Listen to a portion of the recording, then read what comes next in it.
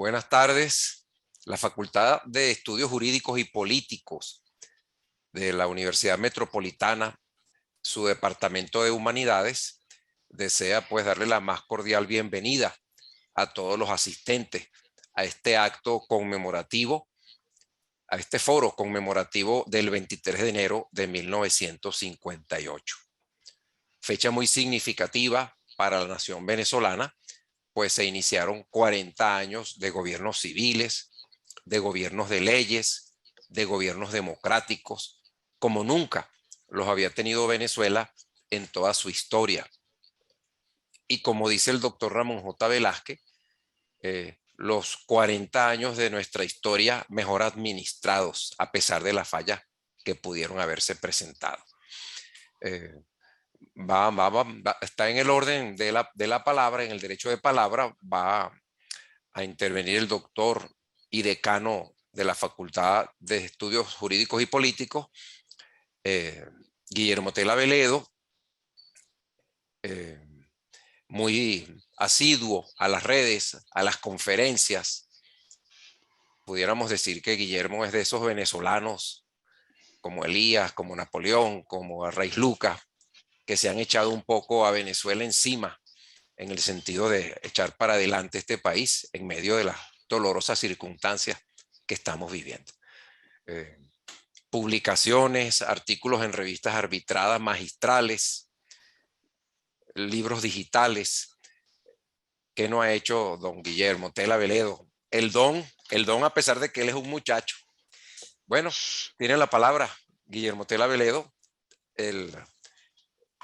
sobre el tema que le corresponde, que es la transición de 1958. Tiene la palabra, Guillermo.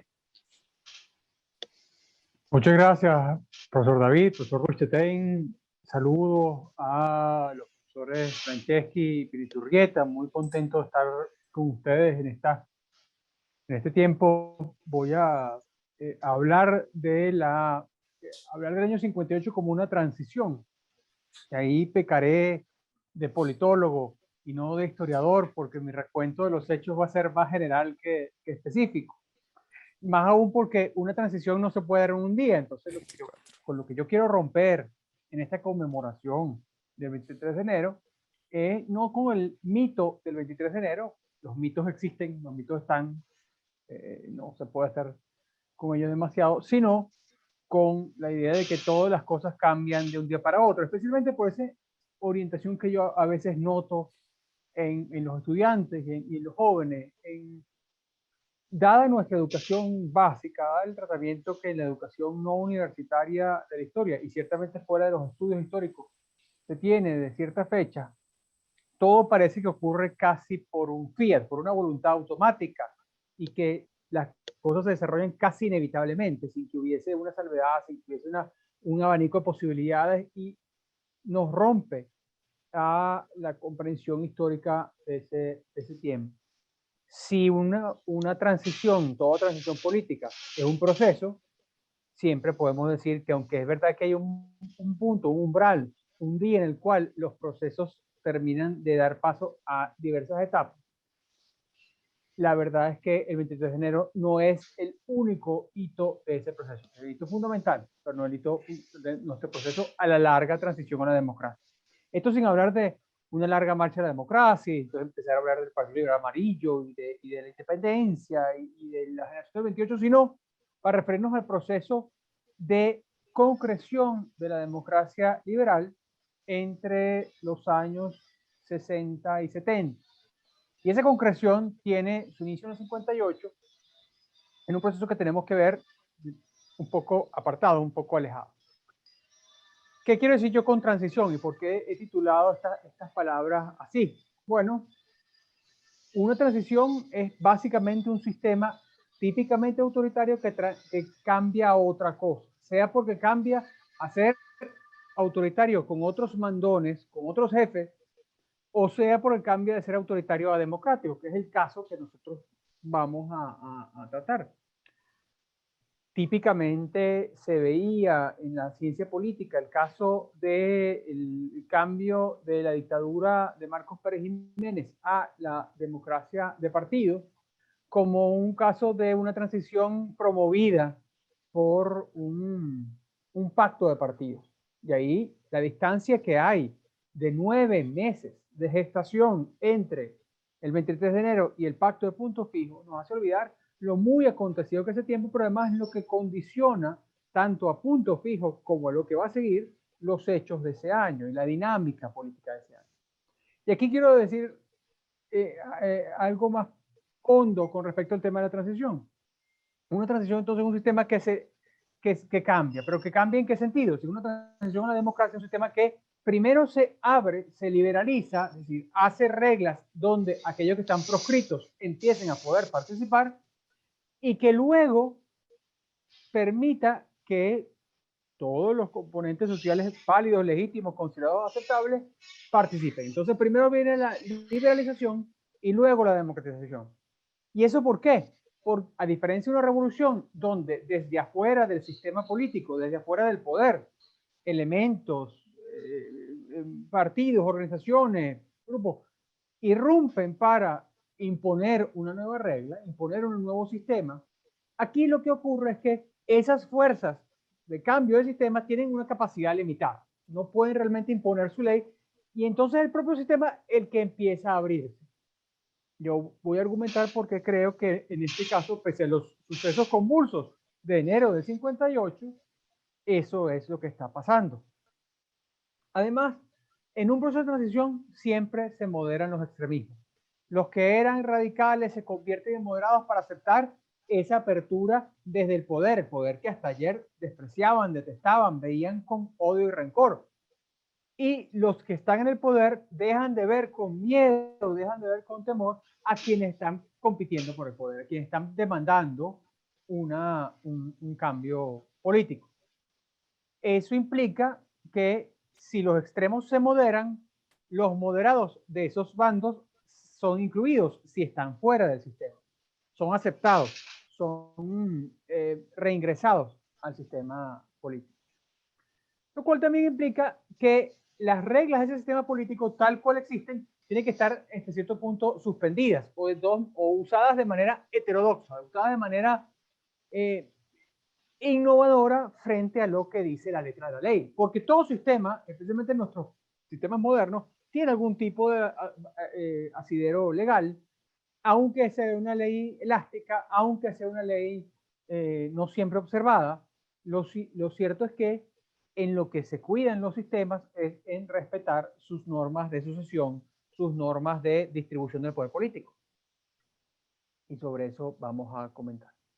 Y por último, dado que se está dando esa suerte de uso heterodoxo, no rupturista, de las reglas del sistema político, también se da un uso incremental. Es decir, poco a poco se van modificando, se van haciendo ciertas medidas que no sacudan demasiado el barco, que no afecten a los intereses creados, que son los que están abriendo las compuertas.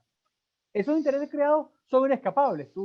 A menos que haya alguien que ciertamente vaya a perder, que también va a ser el caso de este proceso de transición, de tránsito, de modificación.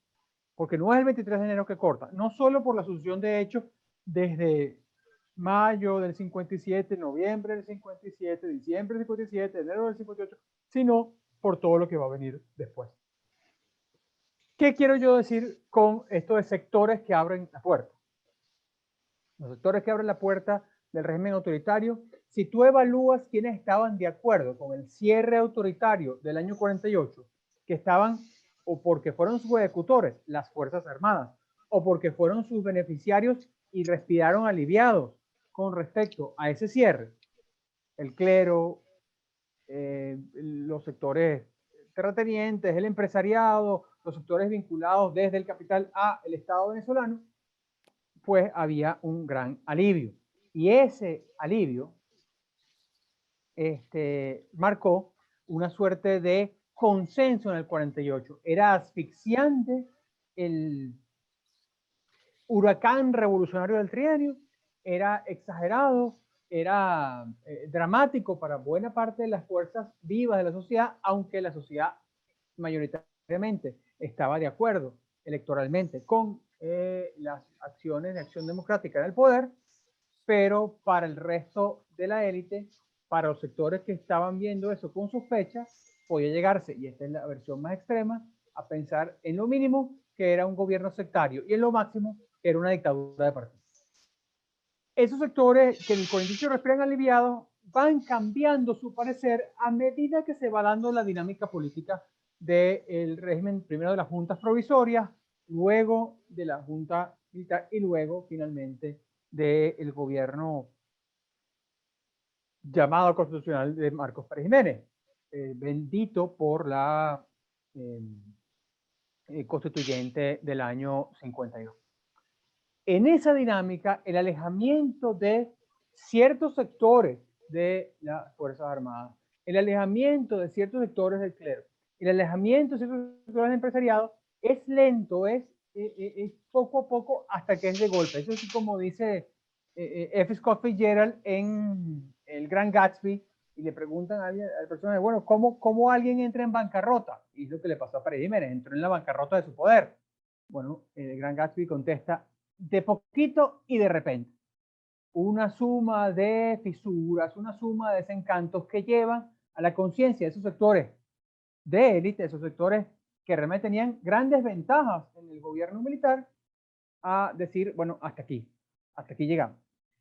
¿Y esos sectores qué van a, qué dinámica dicta esos sectores? Bueno, esencialmente la ruptura en las Fuerzas Armadas. La ruptura en las Fuerzas Armadas que radicaliza a unos grupos cuyo fracaso, irónicamente, es el que permite la transición. Si aquí la conspiración silenciosa del 1 de enero hubiese tenido éxito, si aquí la rebelión de las Fuerzas Armadas del 9 de enero hubiese tenido éxito, y no hubiese permitido a Pérez Jiménez una purga en esas semanas convulsas de las Fuerzas Armadas, los que hubiesen llegado a Miraflores no habrían sido Larrazábal y etcétera, sino sectores con una distancia mayor frente al poder político. Eso es lo que permitió, en buena medida, es que se consolidara un liderazgo casual, no cooperativo, de repente, que fue lo que fue. Y eso le dio la confianza a los otros sectores que estaban viendo ya la fisura de las Fuerzas Armadas. Eso estaba listo, eso estaba claro, de empezar a manifestar. Ya vemos, porque aquí se suma en cierta épica, una épica que es consecuencialista y a veces un poco exagerada, de la participación, como van a hablar los profesores Franceschi y Pino, de la participación en torno a las masas, en torno a la pastoral de Monseñor Arias, en torno a todo esto, pero en realidad es un proceso de cuentagotas y unas demandas, si las vemos, unas demandas bastante modestas, bastante moderadas, hasta que hace crisis el gabinete de Pérez Jiménez y huye Pérez Jiménez. Los perejimenistas siempre dirán que es un gesto generoso para evitar el derramamiento de sangre, pero lo cierto es que su gobierno ya no tenía piso político, ya no tenía apoyos suficientes. Pero estos sectores mantienen el control. Si vemos la conformación de la Junta de Gobierno, más allá de que las revueltas de Caracas hayan permitido que ciertos militares vinculados de manera cercana al perejimenismo hayan sido sacados de la primera Junta Revolucionaria, la verdad es que es un gobierno moderado que tiene en su seno esencialmente tres sectores políticos. El sector militar, más profesional que pretoriano. El sector lopecista y el sector, fundamentalmente, el sector civil que ayuda a esta Junta de Gobierno, el sector medinista. Esos son los que están allí. Es decir, los perdedores del 45 y en postdata, los ganadores del 48. Esos son los que están allí manteniendo las reglas del juego, reglas que de todos modos no tienen la capacidad de completamente hacer. Pero ahí vemos fuera de ese sistema, fuera de allí, a estos sectores que están siendo reincorporados, que están entrando nuevamente, que están regresando del exilio, del destierro, de la prisión, saliendo de las cárceles. ¿Qué son quiénes? Los partidos políticos y los exilados, esencialmente, fundamentalmente, adecos comunistas y después urredistas y copellanos, que son los que sufrieron menos este proceso, aunque ciertamente sufrieron exilio. Ese liderazgo había convenido en actitudes de comprensión. Cuando llegan los líderes a Venezuela, cuando aterrizan en Maiquetía, ¿qué es lo primero que dicen? Hay que apoyar a la Junta de Gobierno, hay que apoyar al gobierno que está. No están pidiendo cosas lo que está. Que haya elecciones, sí, pero en su momento, con calma, sin problema. Y empiezan a moderar también su inspiración de diversos modos. Tanto que se les consulta, se les admite, pero en cualquier caso no se les incorpora al gobierno. Ni AD, ni COPEI, ni URD son parte del gobierno provisional. Están allí. Y bueno, por supuesto, tampoco el PCB, al que me voy a referir en un intento. Entonces, la Junta de Gobierno hace una dinámica que es muy buena para esto. Primero, condena a la camarilla de gobierno. Han cometido peculado, han sido administradores tal cual. Pero no habla de las violaciones de derechos humanos, no habla de las torturas, ¿no? Sino de los abusos administrativos. Entonces concentra la culpa de los errores del gobierno en 5 o 6 personas, fundamentalmente en Marcos Pérez Jiménez y después poco más. Y todo lo demás, todo el aparato administrativo que estaba, permanece. La gente que se exiló, la gente que se fue a embajadas, esa se fue.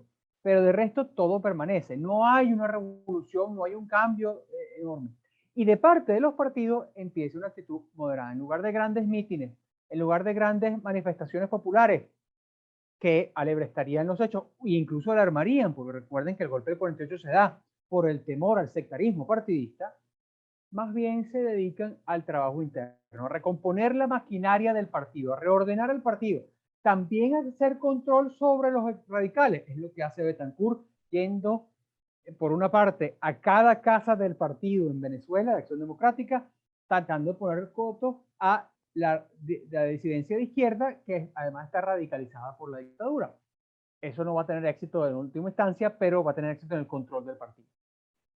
Digo no va a tener éxito porque va a venir la división del MIR, pero eso todavía falta. Y además Betancur se va a dedicar como Caldera, en menor medida Betancur, a ver a las fuerzas vivas de Venezuela. En el caso de Betancur, siendo el presidente de un gobierno revolucionario, siendo veterano de eso, a tratar de convencer a la gente, y eso está recogido, esas conferencias en su libro Rómulo Betancur, Posesión y Doctrina, del año 58, por Editorial Cordillera, a las asociaciones de ganaderos, a las asociaciones de industriales, a las asociaciones de comerciantes, de modo de decirles, yo no soy un loco comunista, nunca lo fui, pero ahora lo soy menos, yo voy a poner orden, yo voy a poner, y confíen en mí. Por supuesto, esto va a tener sus demonios. A la vez, la Junta de Gobierno hace una medida importante de heterodoxia, establece el estatuto electoral en mayo, y el estatuto electoral plantea, porque ya hay un hecho cumplido, la Constitución del 53 había planteado las elecciones para el 58 y rompe en el año 57 con el plebiscito Pérez Jiménez esa ruta. Pero en lugar de convocar elecciones en eso, se da un estatuto que está sobre la Constitución, pero que mantiene en buena medida las reglas de la Constitución. La Constitución del 53, que es la Constitución de la dictadura, la del fraude electoral del 52, no está suspendida. Están suspendidas sus efectos en consejos municipales y congresos, pero no está suspendida ella toda. Y sobre esa base, la Junta declaró un estatuto electoral que incorpora en su redacción no solo a lopecistas y medinistas, famosamente, sino a todos los partidos políticos activos en ese momento, incluyendo uno nuevo que es de estos independientes lopecistas y medinistas que están formando, que es de notables civiles, Integración Republicana. Pero hay dos problemas y amenazas. Recuerden, una transición implica la inclusión de los moderados y la moderación de los extremistas. ¿Qué pasa con los extremistas que están allí? Hay dos amenazas ciertas que van a seguir siendo las amenazas en la convulsa época que viene con Betancur, con León y con Caldera. La amenaza pretoriana, gente la que no estaba fuera en un proceso militar o buscando una carrera política como Hugo Trejo, sino ellos que estaban descontentos con la idea de abrirse a los partidos políticos. Ese sector, representado fundamentalmente por el general Castro León, se alza y es derrotado, y ahí todas las fuerzas que están coincidiendo en la necesidad de estabilizar la Junta de Gobierno, estabilizar el sistema democrático como promesa, se ponen de acuerdo en condenar eso. Nadie coquetea con eso, salvo estos sectores minoritarios. Pero también así la izquierda, no tanto porque el PCB estuviese alzándose cosas. Hay demandas, cosas, pero en realidad el PCB actúa muy moderadamente, salvo sectores muy radicalizados. Y el ejemplo de esto, el arquetipo de estas acciones en el año 58, todavía no es la lucha armada, todavía no es la guerrilla, a veces en cierta enseñanza escolar pasa todo al mismo tiempo, es el atentado contra el vicepresidente norteamericano Richard Nixon en la visita que da en mayo, lo cual deja al Partido Comunista fuera de casi todas las negociaciones políticas. Raya al Partido Comunista, que tenía el prestigio de haber luchado contra la dictadura. Toda esta dinámica, y con esto voy cerrando, implanta un modo de ser que lo identificamos con Punto Fijo, porque Punto Fijo cristaliza eso, y lo identificamos con el pacto ADECO-PEI del año 60, y lo identificamos con toda esa dinámica de consulta y concertación derivada de la Constitución del 61, porque en realidad viene de esto. Hay conciencia en los sectores políticos, sociales, económicos, religiosos de este tiempo de que no puede haber nadie que gobierne hegemónicamente, que no es hora de revancha, que no es hora de castigo. Y ese talante es el que permanece en el gobierno de coalición de Betancourt, en el gobierno de coalición de Leone y en el gobierno minoritario de Caldera en el año 69 hasta el proceso de pacificación. Ese talante que tiene una serie de hitos que podremos ver en algún otro día, en algún otro momento y quizás en las preguntas, bueno, es el que yo sugiero tiene elementos de transición. Como hemos dicho, la capacidad limitada de los que quieren el cambio para imponerlo de su ley, la apertura desde los que tienen la capacidad de imponer el cambio desde el Estado para, en efecto, abrir las compuertas, la inclusión de los moderados y la moderación de los extremistas o la exclusión de los extremistas, y por último, la heterodoxia en las normas políticas hasta que éstas se consoliden. Ese es un proceso de transición y aunque hay elementos revolucionarios, hay castigo, hay un elemento súbito en estos hechos, la verdad es que ese tránsito de la democracia fue mucho más pausado y mucho más quieto y mucho más considerado que lo que podría ser su alternativa. Con eso culmino para dar chance a todo lo demás y poder esperar a las intervenciones posteriores que espero ir, tengo ansias de escuchar. Muchas gracias, profesor Aveledo. Va ahora en el orden de la palabra, va a intervenir el doctor Elías Pino Iturrieta, egresado de la Universidad Central de Venezuela, con estudios en México, con una amplia producción bibliográfica. Después ha completado su trayectoria profesional en la Universidad Católica Andrés Bello y más recientemente, pues, se bate a palabras por el tweet. Con ustedes, pues, el doctor Elías Pino Iturrieta. Muchas gracias, David. Muy contento de estar aquí y muy agradecido por la invitación, por supuesto. Yo creo que estas actividades son y siguen siendo muy importantes. Yo preparé una ponencia titulada, voy a leer una ponencia titulada Salir de Pérez Jiménez no fue cosa de un día. Pero agrego antes que no me puse de acuerdo con Guillermo Tell Aveledo, el decano y yo tenemos tiempo sin hablar porque cada quien está en su trabajo, pero más o menos estamos funcionando en el mismo sentido. Transición, yo hablo de evolución, y fundamentalmente partiendo de esa idea y de la negación de ese proceso, de esa hazaña efímera que nos ha reunido a todos, he preparado mi trabajo. Voy a leer entonces un texto de unos 20 minutos titulado Salir de Pérez Jiménez no fue cosa de un día. Repito, ya se darán cuenta, en la misma orientación de Guillermo Tell Aveledo. Antes señalo algunos textos que me han servido para preparar mi intervención. Hay muchísimos más, pero que pueden ser buenos para los destinatarios, los que están oyendo, en caso de que necesiten profundizar, como en efecto seguramente van a necesitar. Me refiero fundamentalmente a la siguiente bibliografía. En primer lugar, un libro de una compilación coordinada por Iracet Páez Urdaneta, que hizo la Biblioteca Nacional, el Instituto Autónomo Biblioteca Nacional. Se titula Fuentes para el Estudio del 23 de enero de 1958, hecho en Caracas, editado en Caracas en el año 1984. Después, dos textos que a mí me parecen muy importantes de José Vicente Abreu. El primero se llama Guasina, donde el río perdió las 7 estrellas. Caracas, Editorial Centauro, 1982. Otro de José Vicente Abreu, novelado, pero muy importante, se llamaba Seguridad Nacional.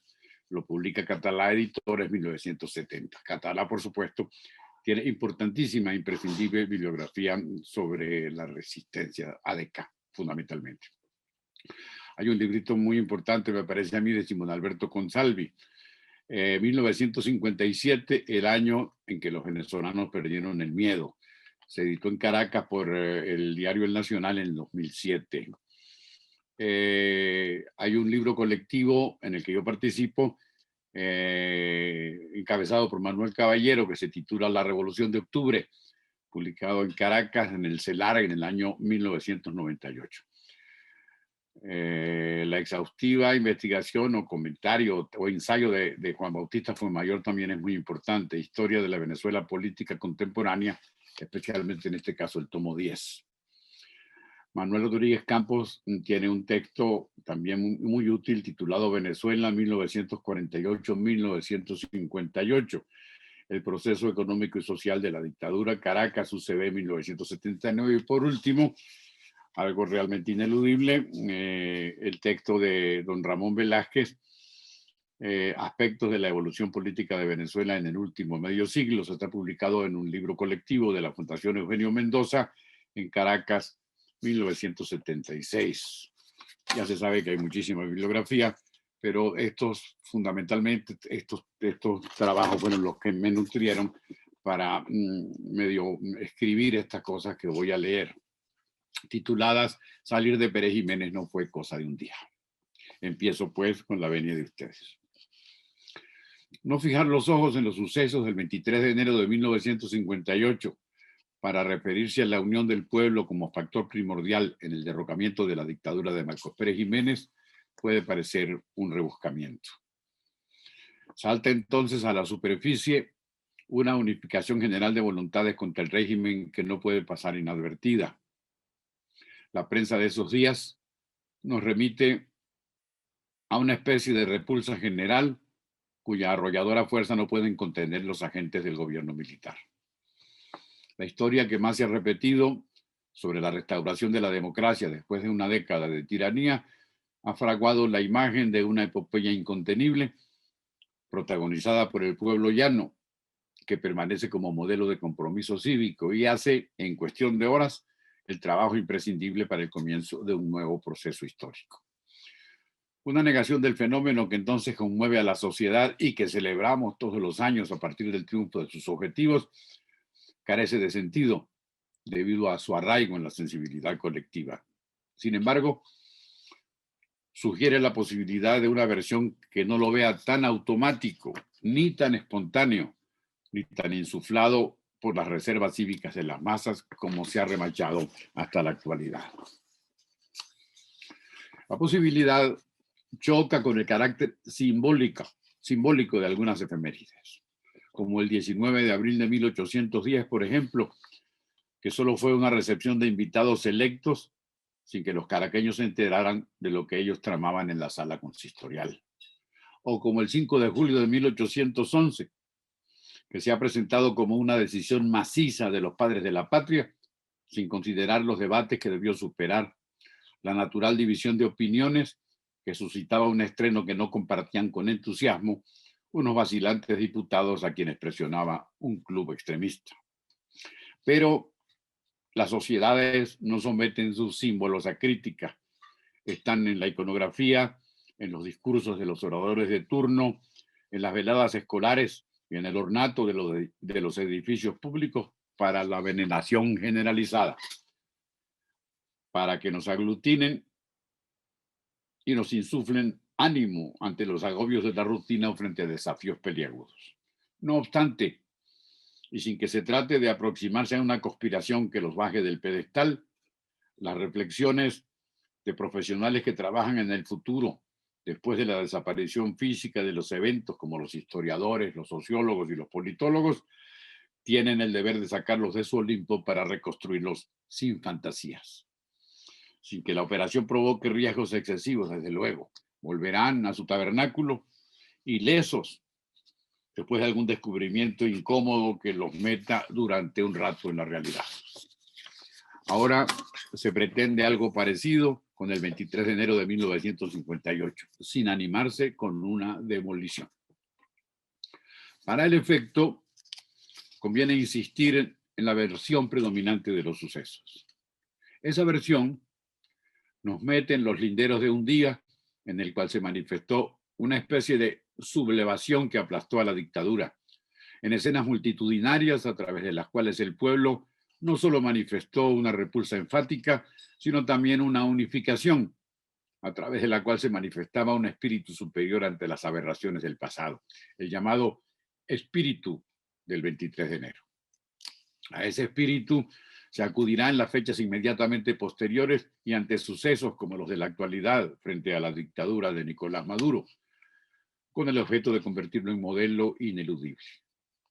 La destrucción de las autocracias solo depende de una manifestación como la sucedida durante una excepcional jornada de 1958. Se repite con insistencia en adelante, sin detenerse en los escollos que se superaron para llegar a una hazaña así de relevante. O más importante todavía, en la evidencia palmaria de cómo la sociedad le sacó el cuerpo a la jeringa de la historia hasta cuando no le quedó más remedio que recibirla y convertirla en resorte de una reacción colectiva. De lo cual se deduce que el pueblo, que se toma como modelo debido a lo que supuestamente hizo el 23 de enero de 1958, se abstuvo de hacer movimientos de trascendencia desde la entronización de la dictadura para evitar su consolidación. Ahora se tratarán de examinar los factores que condujeron a la pasividad y a veces al entusiasmo ante las obras del perejimenismo. Pero antes se propone una reflexión sobre la soledad de los hombres que se enfrentaron desde el principio a la tiranía, sobre la desolación que experimentaron mientras el resto de la sociedad los miraba con indiferencia y pavor. Los testimonios de los protagonistas de la resistencia insisten en cómo eran observados desde la distancia y desde la abulia por la mayoría de la sociedad. La gente se cambiaban de acera si pasaban por el trance de topárselos en la calle y cortaban relaciones con los vecinos que los ocultaban. Imprimir un simple volante de contenido político se convertía en hazaña casi insuperable porque nadie les ofrecía unos pocos bolívares para el trabajo. Encontrar dinero para la gasolina que facilitara sus movimientos solo sucedía en ocasiones insólitas. Y así sucesivamente. Todos se alejaban de su trato. Nadie estaba dispuesto a adelantar su 23 de enero personal, su levantamiento individual o familiar, su escaramuza en el barrio. Ahora se llama la atención sobre situaciones habituales para poner en su lugar el mito del heroísmo colectivo, que tanto daño hace a la interpretación de los hechos de entonces y a las pretensiones de la posteridad, pero también para tratar de encontrar sus causas. Una de tales causas se localiza en la experiencia del octubrismo anterior, proceso histórico fundamental de la historia contemporánea de Venezuela y susceptible de establecer los fundamentos de la futura democracia. El movimiento que derroca al régimen posgomecista de Isaías Medina Angarita para iniciar senderos prometedores de participación colectiva, de justicia social y libertad política, también ahonda diferencias y cava abismos que pesan en el futuro, después del golpe contra la gestión constitucional que apenas iniciaba el presidente Rómulo Gallegos. No solo la comprensible reacción de los derrocados del medinismo y aún de fuerzas retrógradas del gomecismo, sino también la de sectores democráticos que padecen el rigor del sectarismo adeco y la prepotencia de sus dirigentes entre 1945 y 1958. Al respecto, abundan las vicisitudes y las quejas en los inventarios del PCB, URD y COPEI. Aunque no pueden congeniar con los procedimientos que inicia la dictadura, no parecen dispuestos a meterse en la candela de la resistencia promovida por los recién derrotados. Los comunistas, que sufrieron exclusión y discriminación excesivas en la víspera, prefieren manejarse a solas contra el nuevo régimen. Pero los atacados y los destronados de la burocracia medinista, junto con figuras de la jerarquía social cuyos privilegios se sintieron amenazados por el negraje adeco, baten palmas ante la llegada de un coronel moderador. Aquí debemos incluir a muchas sotanas alborozadas. Estamos ante elementos que merecen examen cuando se estudien las limitaciones de la oposición a partir de la gestión de la Junta Militar que preside Carlos Delgado Chalbaud, mientras Pérez Jiménez fragua el camino de su elevación personal. Debe recordarse que la militarada contra Gallegos no recibe manifestaciones colectivas de inequívoco desagrado, mucho menos actitudes violentas que promovieran los líderes más exaltados de entonces y que acompañaran las multitudes. Pese a las promesas de democracia y a lo que de veras se había logrado para su establecimiento en un convulso período de renovación, el gozo se fue al pozo sin mayor estorbo. No estamos ante un preludio de lo que costará librarse de un militar que, si no fue aclamado del todo en su llegada, tampoco recibió los dardos que merecía después de expulsar del gobierno a un jefe de Estado legitimado por la soberanía popular que jamás se había ejercido a plenitud, a un ciudadano digno de respeto por la pulcritud de su vida y por la luz de sus letras. La memoria del octubrismo debe tenerse presente cuando se buscan las causas de las dificultades que impiden una resistencia compacta. Pero el principal escollo se encuentra en el terror desatado por la dictadura desde sus inicios. Varios atentados contra la vida y la libertad de individuos que el hombre fuerte considera como sus adversarios o que son rivales temibles, constituyen una advertencia para que los ciudadanos prefieran una saludable hibernación. Detengámonos en tres de ellos, perlas refulgentes de un collar.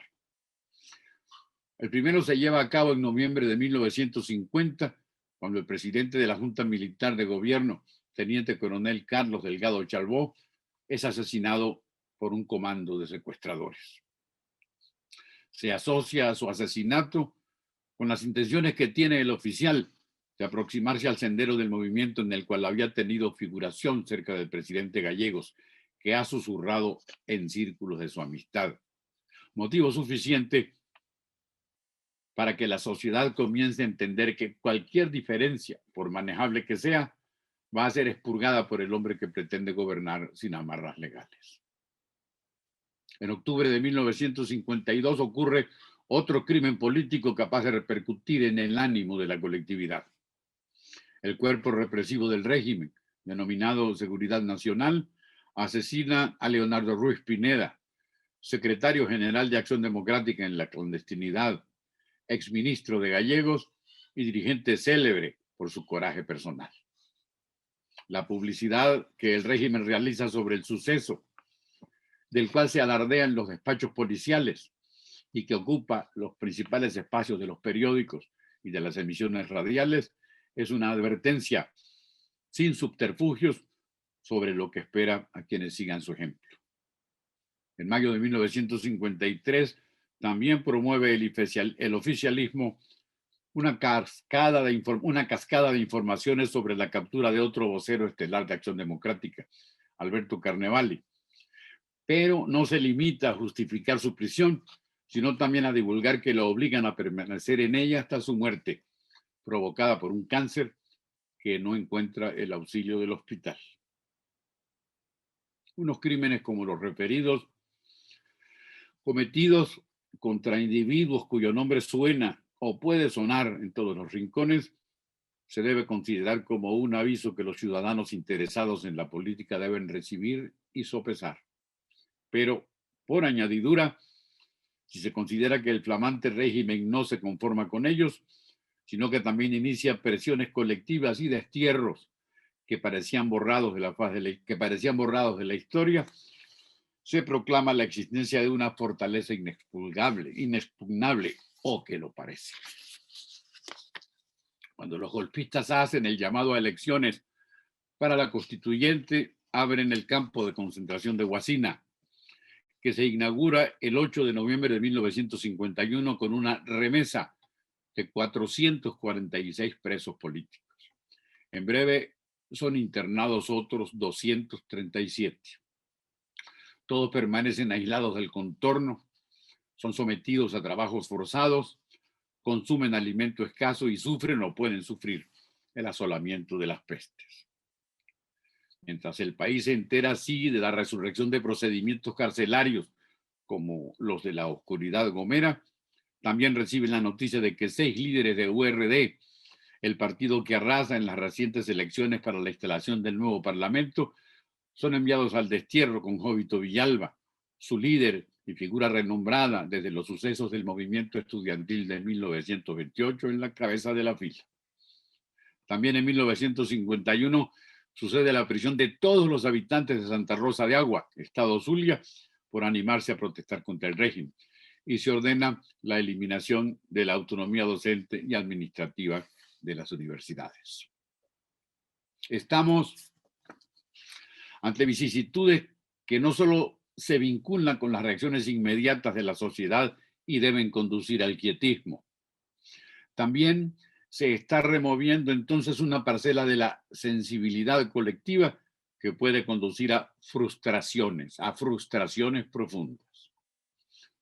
Con el propósito de anunciar el inicio de tiempos halagüeños para la sociedad o la desaparición de unas horas lúgubres que jamás volverían, cuando comenzó la gestión del general Eleazar López Contreras, se demolió la Rotunda, pavoroso lugar de cautiverio y muerte, temido por el pueblo que sufrió los rigores de la tiranía del general Juan Vicente Gómez. Los grillos que aprisionaron los pies de los cautivos durante 27 años, una variedad de cadenas, correas, candados, sogas, hierros e instrumentos de tortura, como los usados en el temido y doloroso Tortol, fueron arrojados al mar en un acto destacado por la prensa y por los noticieros del reciente cine. Sobre los escombros de la Rotunda se levantó la caraqueña Plaza de la Concordia, señal del retorno de la convivencia civilizada que había desaparecido en las décadas anteriores. Abundaron los poemas y las composiciones escolares, así como entusiastas artículos en las revistas. Todo un júbilo civilizatorio, el anuncio del fin de la barbarie, celebrado en actos muy concurridos. La reanudación de los métodos carcelarios y de los tormentos de un pasado abominable que ahora efectúa el recién llegado Pérez Jiménez no debe generar únicamente cautelas inmediatas, sino también una gigantesca sensación de pérdida histórica. Una gigantesca sensación de pérdida histórica. Ahora, mientras la gente circula por una plaza de la Concordia cada vez más anodina, pululan las oficinas de la Seguridad Nacional en las capitales de todos los estados y en las ciudades más importantes. No son despachos para los trámites burocráticos del gobierno del nuevo ideal nacional, como se sabe, sino centros de martirio establecidos en la mayoría de los espacios del mapa. Quizá la aludida pérdida de simbolismo pueda parecer una interpretación rebuscada, pero es evidente que ahora esa plaza no pasa de ser un pobre esparcimiento que solo se vincula con la superficialidad de la rutina. Si consideramos, además, el peso de la censura de la prensa, que impide la divulgación de los excesos y los latrocinios del régimen, la prohibición de las actividades de los sindicatos afiliados a la Confederación de Trabajadores de Venezuela desde 1949, la bendición del gobierno de los Estados Unidos y el refuerzo de los ingresos materiales debido a la explotación de los hidrocarburos por compañías extranjeras, sobre cuyos crecientes volúmenes informan los economistas y los historiadores de la economía, estamos ante una operación que no pierde el tiempo en minucias sutiles, porque carece de rivales importantes. Por si fuera poco, En el repertorio de los soportes más confiables, la dictadura puede agregar a la jerarquía de la Iglesia Católica, cuyas mitras demuestran simpatías y fervores públicos desde 1952, cuando la Junta Militar de Gobierno ordena pompas y festividades por la coronación canónica de la Virgen de Coromoto. En 1954, cuando Pío XII instituye canónicamente a la Madre de Dios aparecida en Venezuela, los obispos, con el apoyo de las Fuerzas Armadas y de las autoridades locales, llevan a cabo procesiones de la custodia de la patrona nacional en las capitales de todos los estados. Imposible una mayor comunión entre los poderes espiritual y terrenal. Dado que la Iglesia Católica influye desde antiguo en la sociedad, porque cuenta con una organización extendida y sólida que ha superado el paso del tiempo y se ha mantenido en la cúpula pese a la sucesión de los gobiernos republicanos desde 1830, algunos hostiles, y de las guerras civiles, no estamos ante una columna trivial. Especialmente debido a que a partir de la renovación de los seminarios clericales del país, llevada a cabo desde la segunda década del siglo XX, y de los vínculos establecidos entonces con las corrientes promovidas desde Roma ante el desafío de procesos fundamentales como el crecimiento del proletariado y de movimientos como el anarquismo y el socialismo, el ayornamiento romano y el refrescamiento de los vínculos con la feligresía se convierten en una urgencia vital. De ese primer ayornamiento de la historia contemporánea y a partir de las complicidades comentadas, proviene una primera reacción de trascendencia contra la dictadura. Como se sabe, el 1 de mayo de 1957, festividad de San José Obrero, el arzobispo de Caracas, Rafael Arias Blanco, publica una carta pastoral que debe leerse en las iglesias de su diócesis. La calma chicha que se ha tratado de sugerir y de explicar es removida sorpresivamente debido a las críticas con las que se atreve el prelado en medio de la mudez generalizada. Se apoya en fuentes doctrinales difíciles de juzgar como subversivas por la dictadura, como documentos de León XIII, Pío XI y Pío XII, y no agita la parcela de la represión ni de la ausencia de libertades públicas. Solo llama la atención sobre una realidad que denomina sociológica para criticar el deterioro de las condiciones de vida de la clase obrera y solicitar la modificación de la ley del trabajo en beneficio de un proletariado que pasa situaciones de precariedad en medio de la opulencia petrolera. Suelta frases como la siguiente, tomada del mensaje de un legado pontificio que hace poco hablado en el Consejo Municipal de Caracas. Venezuela tiene tanta riqueza que podía enriquecer a todos sin que haya miseria y pobreza, porque hay dinero para que no haya miseria. Afirmación de un legado pontificio, es decir, de un enviado del Vaticano que acaba de hacer una visita que no pasa inadvertida.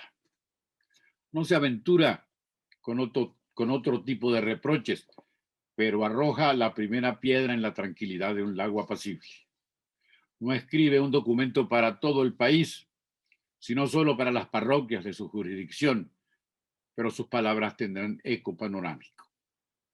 No son expresiones de un cura solitario, sino la voz de un jerarca debidamente relacionado con sus superiores y conocido por los fieles, y quien, además, encuentra las maneras de que la pastoral llegue a todas sus parroquias para que suene en los púlpitos.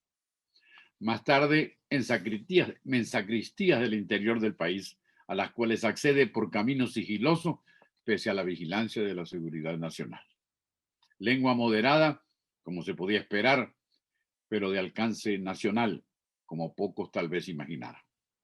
También prenda de organización clandestina de un conjunto activo de sacerdotes para completar la faena y para convertirse en ejemplo. A estas alturas, ¿dónde está el bravo pueblo? La dictadura le había aconsejado que hiciera mutis por el foro y él había estado de acuerdo. Las amenazas ciertas y terribles lo conducen a una pasividad evidente que solo unos pocos ciudadanos insólitos se atreven a superar. Los líderes más comprometidos de los partidos perseguidos que no han sido obligados al exilio y unos cuantos más que superan el miedo ante el poder cercano y atroz de la seguridad nacional. Algo perfectamente comprensible, desde luego, pero que la posteridad se ha empeñado en negar para ufanarse de un heroísmo colectivo que por motivos obvios jamás existió, para que los venezolanos del futuro nos sintiéramos orgullosos de una supuesta herencia de glorias patrias a las cuales nos debemos, aunque no las honremos con la debida asiduidad. O para que nos sentemos con comodidad a esperar su reaparición con toda la paciencia del mundo. Pero el 23 de enero de 1958 sucede y no puede salir de la nada. Pero existe un día de congregación y de coraje contra un régimen detestable. Veamos cómo la propia dictadura se encarga de fabricarlo. Para eso debemos referirnos de nuevo al movimiento de 1945. La influencia de los procesos electorales efectuados durante el octubrismo, la movilización inédita de ciudadanos que logra alrededor de diversas banderías de actualidad, hasta el punto de crear escenarios de participación y torneos de pedagogía política jamás protagonizados por la colectividad, cada vez más dinámicos, cada vez más susceptibles de motivar una flamante sociabilidad, pesan en las maniobras que la dictadura debe hacer para convertirse en una autoridad con apariencia constitucional. Tales procesos electorales han logrado portentos de republicanismo capaces de dejar profunda huella o difíciles de desterrar cuando apenas han terminado de estrenarse con éxito y entusiasmo. La militarada no puede echarlos al tarro de la basura para legitimar el mandato de Pérez Jiménez. En consecuencia, la constituyente puesta a su servicio solo se atreve a crear administraciones quinquenales que iniciará el triunfante oficial, quien gobernará como presidente constitucional en el periodo 1953-1958. Para la continuidad legal, establecen los constituyentes perejimenistas, se deben convocar elecciones universales, directas y secretas, como las que se efectuaron en el pasado reciente para ponerle la banda presidencial a Rómulo Gallegos. Quizá porque suponen que un quinquenio es como una eternidad, o al calcular que tendrán tiempo y recursos de sobra para burlarse de la soberanía popular cuando llegue la ocasión, señalan el derrotero para que el pueblo los conduzca a una fosa que hasta entonces no ha podido o no se ha atrevido a acabar. Ante la inminencia de la conclusión del lapso del mandato que había fraguado, el Congreso aprueba la convocatoria de un plebiscito para los meses finales de 1957.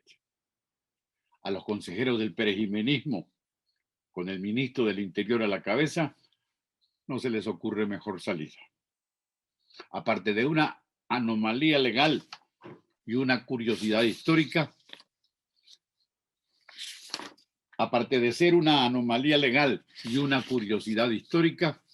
un proceso alejado de las regulaciones vigentes y de las maneras de sostenerse los gobiernos en el pasado republicano, el plebiscito se convierte en la posibilidad más razonable para la reunión de las fuerzas políticas anteriormente desgajadas.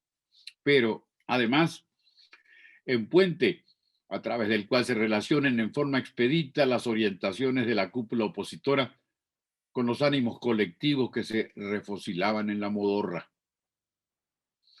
Antes del anuncio del plebiscito, circula el primer comunicado de una junta patriótica que apenas está debutando y sobre cuyas posibilidades de éxito se preguntan unos aletargados lectores. La estrambótica decisión electoral ofrecerá plataforma estable a sus integrantes, quienes se harán legendarios debido a que encuentran oídos en todos los sectores a partir de entonces. Es evidente que ya existen elementos capaces de proseguir la lucha contra la dictadura. La constitución de esta sorpresiva Junta Patriótica lo patentiza, pero se podían contar con los dedos de las manos. Por eso su esfuerzo no había fructificado. Ahora, debido a un insólito llamado a las urnas, a un despropósito del perejimenismo, se abre con paso firme el sendero de la restauración democrática. No ha aludido a los procedimientos democráticos que el pueblo encarecía y que los hechos de fuerza no pudieron desarraigar. En consecuencia, los motivos de expansión y fortalecimiento de la resistencia por fin se concretan hasta el punto de desembocar en los sucesos del 23 de enero de 1958, ahora sí masivos y fructíferos. Esta ponencia, que ya termina, pretende rescatar la noción de proceso histórico, esto es, la afirmación de que las realizaciones de la sociedad no son producto de la fugacidad, ni de la improvisación, ni de una esperada erupción de la naturaleza de las cosas, sino de una necesaria evolución temporal. Puede parecer que lluevo sobre mojado, pero la insistencia en detenerse en un hito solitario ha sido frecuente entre nosotros, aficionados como somos en remachar las estrofas del himno nacional o en fantasear con pronosticados triunfos populares en cuya espera permanecemos para arreglar los entuertos republicanos. Así, supuestamente orientados por la historia, esperamos, sin hacer mayor cosa, la aparición del día sobrenatural que nos haga el favor del lucimiento y certifique nuestra pertenencia al linaje de los héroes. Como no se trata solo de llamar la atención sobre un error en la comprensión de los fenómenos del pasado, sino también en torno a una espera superflua que se hace sentir más en nuestros días de declive cívico, tal vez lo expresado pueda tener utilidad. Eso es todo. Muchas gracias por la paciencia. Excelente su exposición, doctor Elías Pino. Ahora, en el orden de exposición, va a hablar el doctor Napoleón Franceschi. Franceschi es egresado del Instituto Pedagógico de Caracas, hizo su maestría en la Universidad de Stockton, Estados Unidos, especialidad en Historia Intelectual, y su doctorado en la Universidad Católica Andrés Bello. Después de prestarle grandes servicios al Instituto Pedagógico de Caracas, se jubiló y ya tiene una década de labores en el staff de profesores e investigadores de la Universidad Metropolitana. El nombre de la ponencia del doctor Franceschi es el 23 de enero, golpe de Estado o revolución. Tiene la palabra, doctor Franceschi. Muchas gracias. Podemos empezar ya señalando, pues dando las gracias a los colegas porque nos permitieron estar acá compartiendo estos puntos de vista. Unas pocas palabras.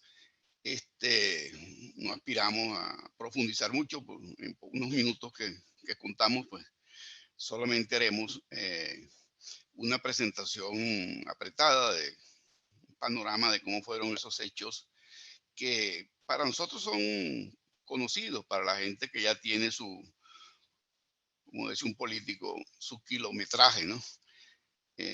Algunos incluso vivimos, aunque muy jóvenes, ese momento, ¿no? Pero las nuevas generaciones, nuestros estudiantes, colegas más jóvenes, gran parte del pueblo venezolano, y a veces se ha ido como olvidando qué cosa fue eso del 23 de enero, qué es realmente lo que se celebra el 23 de enero. Y se ha ido desdibujando con el tiempo, ¿no? Recordamos, por ejemplo, que cuando empezaron los años iniciales, post 23 de enero de 1958, Eso significaban pues grandes concentraciones, mitines políticos, actos de reconocimiento a aquellos héroes del 23 de enero, y se convocaba una cosa que se llamaba a renovar el espíritu del 23 de enero, el espíritu de unidad, de la unión entre el pueblo y el ejército, el pueblo y las Fuerzas Armadas. Era todo una vivencia pues, que realmente la compartían los venezolanos. A medida que han pasado los años, pasaron los 40 años de democracia, ya los últimos años de esas 4 décadas de importante disfrute pues, de las libertades cívicas, todavía se recordaba, pero ya no con el furor, pues, con el entusiasmo de los años iniciales. Y en estos 22 años últimos que ha sufrido el país, pues, de régimen, de refundación, régimen revolucionario del socialismo del siglo XXI, pues esto se ha difuminado mucho más todavía. Al principio se trataba de volver a recordar eso, pero ya con el paso del tiempo también se ha ido como olvidando totalmente. Entonces vamos a intentar pues hacer una presentación para más o menos dar nuestro punto de vista. Con el perdón pues de que a veces uno repite algunas cosas que otros compañeros panelistas pues han planteado. Es posible que uno repita algunas cosas, pero en general cada ponencia pues hace énfasis en un aspecto distinto, ¿no? Trataremos pues de darle eso nosotros pues para no repetirnos tanto. Podríamos compartirla de una vez entonces la pantalla. Creo que es momento ya de compartirlo.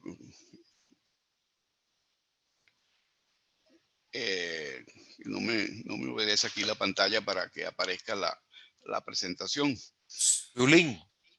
Ajá. Zulín Gedler, por favor, apoyemos Sí, sí. ahí al profesor. O Ardila. Sí.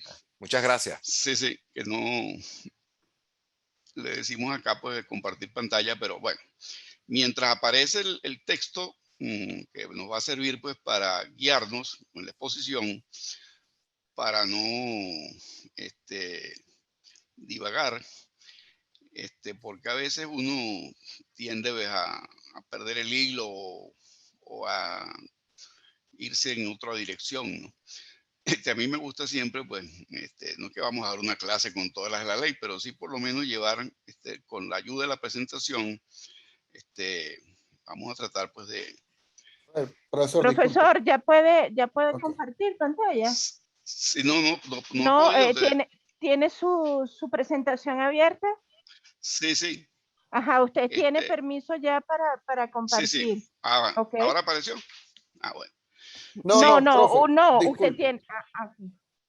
Ajá, Ricardo. Sí, dele el botón compartir. Sí. Sí, sí. Ajá. Una Sí, vez que le dé pero... al botón compartir, por favor, dele clic a la primera miniatura y se le va a poner en azul o gris, que dice pantalla o screen. Y se habilita bueno, el botón compartir en la esquina inferior derecha. sí, pero ahora sí. Ahí va, Ahora sí, muy bien. Sí, ahora muy que bien. sí. no aparecía el azul y no se quería compartir. Bueno, Okay. ahora sí. Sí aparece ahora la presentación. Oh, Bueno, no, entonces, ahorita seleccione el PowerPoint. Ajá. Seleccione el programa sí, PowerPoint. sí. Pues exacto, póngalo en pantalla completa y adelante. Correcto. Entonces, bueno, presentación con diapositiva desde el principio, ¿no? Ahí está. Bueno, en este foro, pues, el que lo titulamos Golpe de Estado o Revolución, porque se le ha dicho de todo a este evento. Se le ha llamado, pues, que es un simple golpe de Estado. Y realmente decimos pues que en realidad, sobre todo evento histórico, siempre existen variadas explicaciones, juicios, interpretaciones. No es posible conseguir una sola versión, una sola explicación de este acontecimiento histórico. En primer lugar, pues, hay quien lo ha caracterizado simplemente como un típico golpe militar. Y más nada que eso. Eso fue un golpe militar y lo demás es un mito, porque realmente fueron las Fuerzas Armadas los que decidieron la noche del 22 al 23 de enero deshacerse del general presidente y lo echaron del poder. Y claro, se sabía, es muy conocido, que grupos de oficiales descontentos venían conspirando en contra del gobierno de este general. Y una vez que se pusieron de acuerdo, pues que al principio no estaban muy de acuerdo, lo emplazaron a renunciar al poder y marcharse del país durante la madrugada de ese día. Hay todas pues las anécdotas pues, de cómo en medio de la noche del 22 al 23, un avión pues salió del aeropuerto de La Carlota en la llamada Vaca Sagrada y el presidente, su familia, el alto mando militar y varios ministros y otros altos funcionarios se montaron en ese avión, todos los que cupieron, y por supuesto salieron de madrugada rumbo hacia la isla hacia la isla de la República Dominicana y llegaron allí pues, a lo que se llamaba Ciudad Trujillo, Santo Domingo. Ese es el fin, pues, vamos a llamarlo, o sea, ese día hubo gobierno de pergimento. ¿Y qué ocurrió de inmediato? Pues que la primera decisión que tomó el grupo conspirador fue organizar una junta militar de gobierno.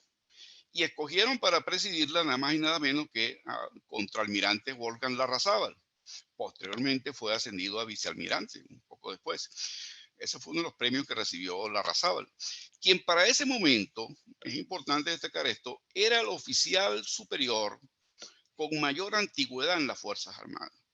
Y que además tenía una ventaja, no generaba la resistencia que podía tener otro jefe militar, considerando que los cargos que había ocupado eran, o sea, haber sido el flamante director del Instituto Nacional de Deporte, había sido director del Círculo Militar y tenía eso que llamó en su momento Manuel Caballero con su natural agudeza, decía, tenía la grisura, es decir, era una persona bastante, vamos a decir, pequeña, no era un ego tan así, tan notable, pues como algunos otros jefes militares, a lo mejor más audaces y más posicionados. A pesar de su investidura militar, pues ese Marino Larrazábal, pues era un hombre pues que no, con el cual se podían poner de acuerdo y le ofrecen pues ser presidir aquel gobierno provisional. Entonces los coroneles Abel Romero Villate, Roberto Casanova, Carlos Luis Araque y Pedro José Quevedo se ponen de acuerdo, es un alto mando militar, y en pocas horas anuncian la formación de esta junta militar. Pero por supuesto, inmediatamente que se sabe la noticia, ya en la mañana, pues, ese es uno de los gobiernos más breves que ha existido en la historia de Venezuela, tal vez no hay comparación con otro gobierno más breve que ese, porque solamente duró horas. Desde el momento en que se supo, que se anuncia pues, formalmente esa junta militar de gobierno, hay una resistencia, inmediatamente la gente se moviliza y empiezan las protestas, la gente empieza a personarse, incluso a la cercanía pues, del centro del poder, pues, que era la cercanía de Miraflores, y allí pues le hacen ver pues la resistencia, pero sobre todo la resistencia de los militares que hasta ese momento estaban presos, es decir, el grupo del teniente coronel que había encabezado pues el golpe militar o la intentona militar fracasada, Hugo Trejo entre ellos, y los oficiales de la aviación militar que también habían intentado bombardear a Miraflores el 1 de enero de ese año 58. Entonces, ese sector militar, pues que había sufrido y que conocía muy bien la cercanía de estos dos coroneles, pues Romero Villate y Casanova, el que llamaban el turco Casanova, obviamente despertaban una resistencia muy grande. Y deciden los otros militares deshacerse de estos dos coroneles. Y entonces cuando entran en escena, se llama pues a dos importantes civiles, pues don Eugenio Mendoza, un importante industrial, un hombre de empresa, pues, no era el hombre más rico de Venezuela, pero era un hombre, por supuesto, notable, que además tenía experiencia política, había sido ministro en tiempos de Medina Angarita, y se llama pues al ingeniero Blas Lamberti. Esas dos figuras civiles llenan o sustituyen a los oficiales estos Casanova y Romero Villate, quienes son sacados de la Junta de Gobierno pues en tiempo récord, ¿no? Entonces se constituye una nueva Junta Militar, que se le quita ya pues el carácter de ser militar y simplemente va a ser una Junta de Gobierno. En un primer momento, esos militares reunidos elaboran un acta constitutiva de la Junta Militar y anuncian, pues, con el aval de los jefes de las 4 fuerzas, del Ejército de Tierra, pues de la Marina, de la Aviación o Fuerza Aérea y de la Guardia Nacional o Fuerzas Armadas de Cooperación, estos comandantes, pues de los 4 componentes de las Fuerzas Armadas, como se llamaban antes, le anuncian al país que, constituidos pues en junta, han decidido pues tomar el gobierno. Y por supuesto, esos militares son los que Quevedo, pues Araque y por supuesto el presidente provisional pues de esa junta, que lo convierte pues en presidente, en jefe de Estado y de gobierno, pues de hecho, aunque ellos aclaran siempre que es un gobierno colegiado, ellos se le anuncian al país por la prensa y por la radio que son ahora en adelante, pues, por supuesto, esa foto es famosa, pues es la foto donde aparece pues todo el alto mando militar, ya sin aquellos generales que habían ejercido el poder con Pérez Jiménez. Fíjense que una cosa importante, allí no hay ningún general. Los de más alta graduación en esos momentos son los coroneles, estos que incluso los jefes de los componentes son tenientes coroneles, es decir, el alto mando que fue descabezado, y buena parte de ellos encabezados por Lloverapá y otros más, pues se van con Pérez Jiménez del país. Entonces, el único oficial pues, de alta graduación que quedaba allí era, como repito, pues es Larrazábal. Esa junta de gobierno escogen a un secretario, el doctor Edgar Sanabria, quien hace pues de secretario. Por cierto, Sanabria es una figura muy interesante. Hasta ese momento nadie sabía quién era. Voy a hacer un comentario pues importante sobre Sanabria. Sanabria actúa simplemente como el secretario de esa junta de gobierno. Y casualmente, cuando más adelante Larrazábal se ve obligado pues a renunciar a la junta de gobierno porque acepta ser candidato presidencial en las elecciones de diciembre, pues él, para irse a la campaña, ya finalizando el año 58, el doctor Sanabria, quien era un ilustre abogado y profesor, pues se encarga de presidente de la Junta. Es curioso que el secretario, que era de libre nombramiento de esa Junta, es quien se convierte en presidente de esa Junta. Y él sirvió pues como para esa transición durante las elecciones de diciembre y por supuesto los primeros meses, pues, y será Sanabria quien le encargue, quien le entregue el poder pues al presidente electo Betancourt cuando éste gane las elecciones de ese año. Decíamos entonces que ese golpe militar o simple golpe de Estado le permite pues a estas Fuerzas Armadas asumir el poder. Y ellos simplemente, aunque dicen en el acta pues, que hay un reclamo unánime de la nación en defensa del supremo interés de la República y que es su principal deber, que han resuelto poner término a la angustiosa situación política, porque atravesaba el país. Por cierto, ahí, ese porque a mí no me sonó bien, le puse ese SIC ahí. Y deciden pues que es necesario enrumbar el país hacia un Estado democrático de derecho. Es decir, las Fuerzas Armadas reconocen que había una situación de crisis y plantean algo así porque nos hemos visto obligados a asumir el poder dadas las circunstancias especiales pues, que vive la nación.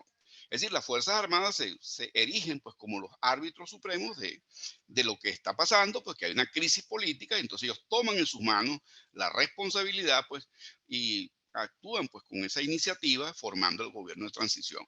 Es decir, ellos no hacen una consulta a todo el país, no hicieron encuestas, simplemente ellos pensaron, seguramente, claro, se consultaron a la gente más importante, a las llamadas fuerzas vivas, y se atrevieron pues a dar ese golpe del 23 de enero.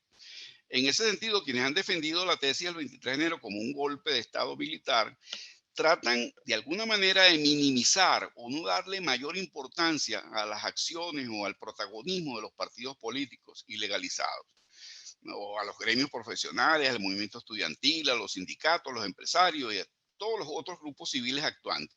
Sostienen que lo fundamental o decisivo fue la acción de las Fuerzas Armadas. Y esa es una tesis muy arraigada en el país, especialmente en los primeros tiempos. Se trató como de decir, bueno, simplemente las Fuerzas Armadas, así como sacaron del poder al presidente Rómulo Gallego, pues decidieron sacar del poder al general Marcos Pérez Jiménez, porque simplemente pues ya no era sostenible. Incluso se le dijo a Pérez Jiménez, para terminar de convencerlo de que se fuera del país, que no le garantizaban ya su seguridad. Y ese fue el gran argumento. Entonces, es más, los perejimenistas siempre insistieron en que, bueno, Pérez Jiménez se fue voluntariamente porque quiso evitar un choque, quiso evitar un baño de sangre, no quería que las Fuerzas Armadas se fracturaran. Eso es parte del otro mito. Lo cierto fue pues que Pérez Jiménez fue emplazado a montarse en un avión e irse del país acompañado de sus más allegados, y los otros jefes militares pues asumieron la responsabilidad pues de formar un gobierno provisional. Ahora, realmente fue, como sostienen otros, un movimiento cívico-militar. Quienes dicen esto dicen que no dejan de reconocer la importancia de que fue fundamental que las Fuerzas Armadas tomaran esa iniciativa y echaran del poder, pues aplicaran la fuerza necesaria para que Pérez Jiménez se fuera voluntaria o involuntariamente, pero se fue. Pero sostienen pues que realmente hay una gran diferencia de este golpe del 23 de enero en la madrugada al golpe frío del 24 de noviembre del 48.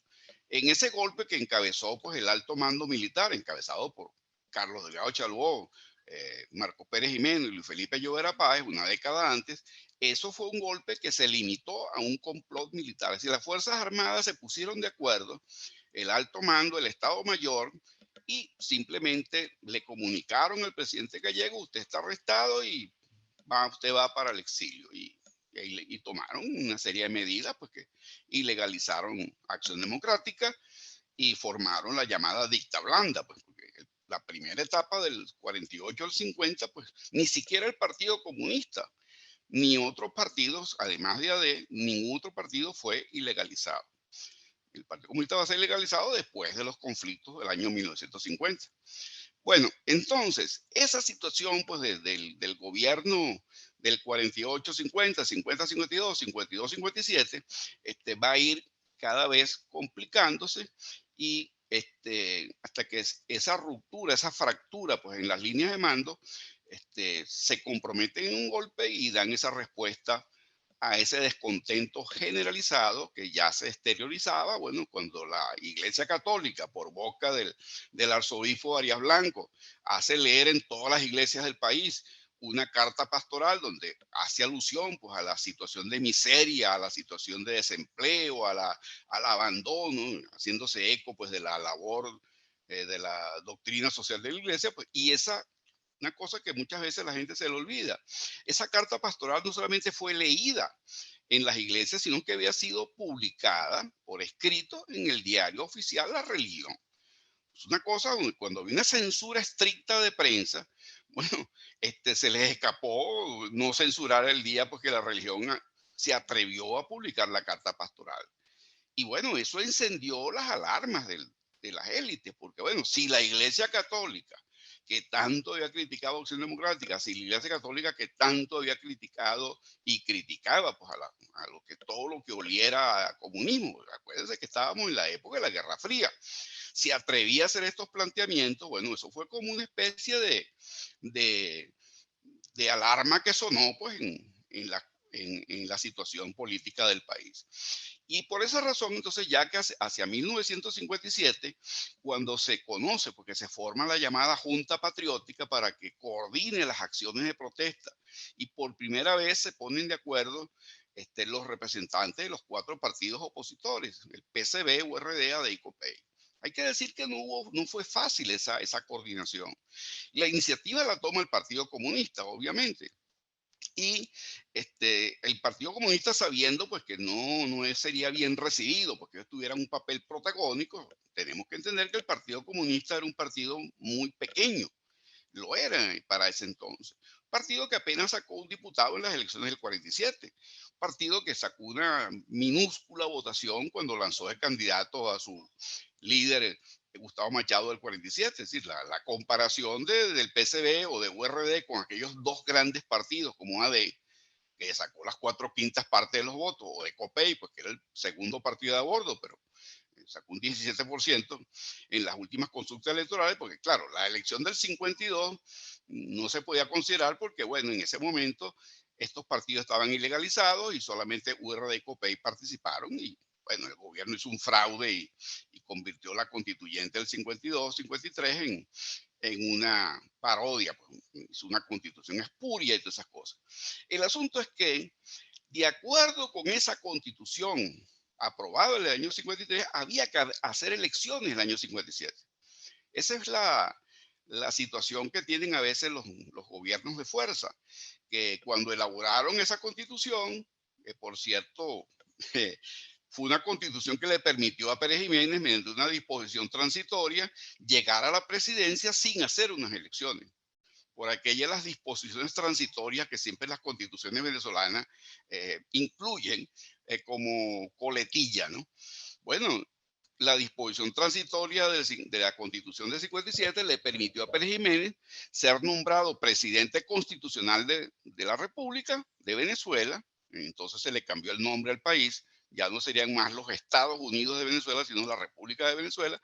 Pues entonces Pérez Jiménez va a ser electo presidente por los mismos a los que él le facilitó haberse convertido en constituyente.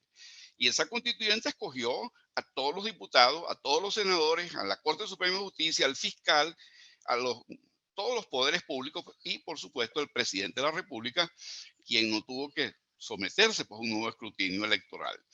Bueno, esos dirigentes pues, que formaron la Junta Patriótica, Fabricio Ojeda, García Ponce, Aristigueta Granco, que creo que es el único que está vivo todavía y muy activo, por cierto, en las redes sociales. Y el otro día celebraba que creo que había llegado a más de 3 millones de seguidores en Twitter. Yo imagino que el doctor Aristigueta tenía un equipo tremendo para manejar una cuenta de esa magnitud.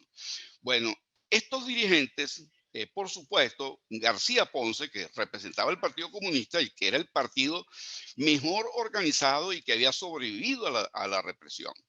Ya voy a hacer un comentario sobre eso. Hay que decir pues que esta Junta Patriótica, iniciativa fundamental del Partido Comunista, que había aguantado mejor la represión por su carácter pues, de partido clandestino, de cuadros, bueno, esa junta empezó desde un primer momento a agitar al país. Es decir, ¿cómo lo agitan?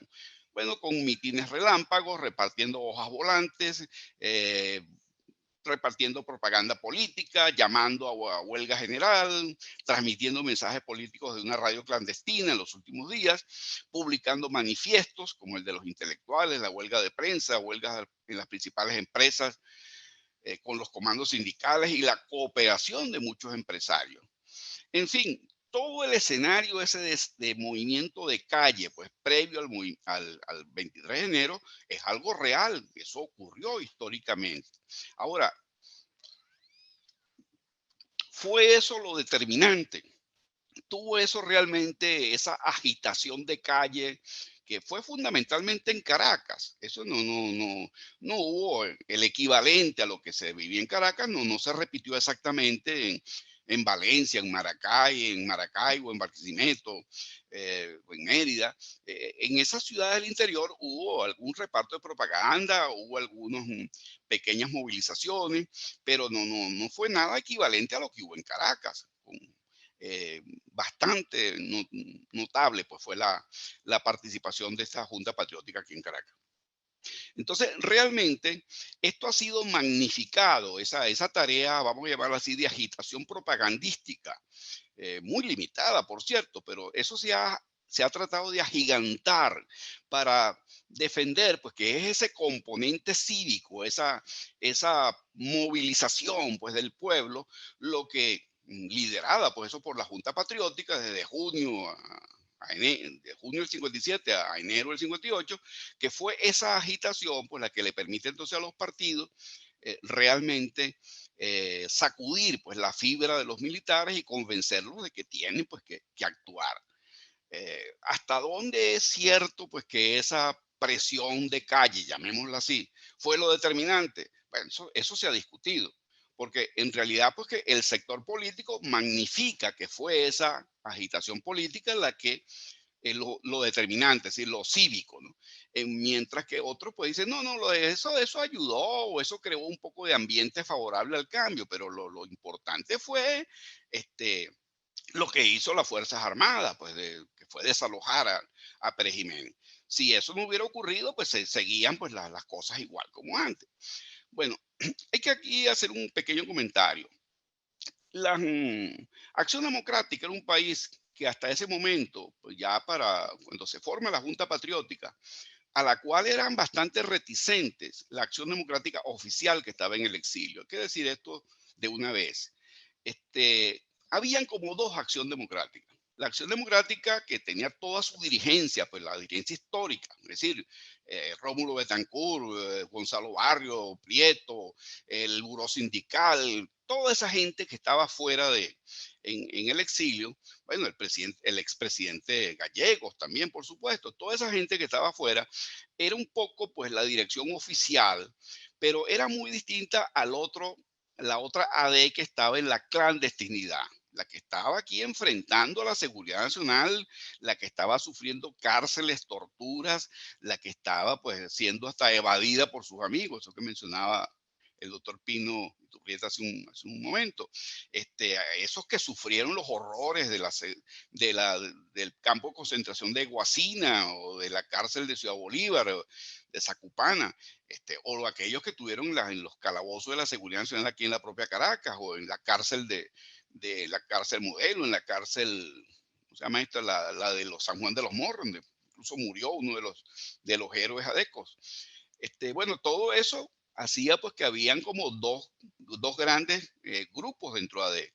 Esa AD que estaba afuera, sufriendo, como se dicen, los rigores del exilio, de la emigración forzada, política, y los que estaban aquí dentro, que incluso no se conocían exactamente y los canales de comunicación eran muy pobres porque AD era un partido de masas, un partido que tuvo un gran poder, era una gran maquinaria electoral, especialmente después de 1945.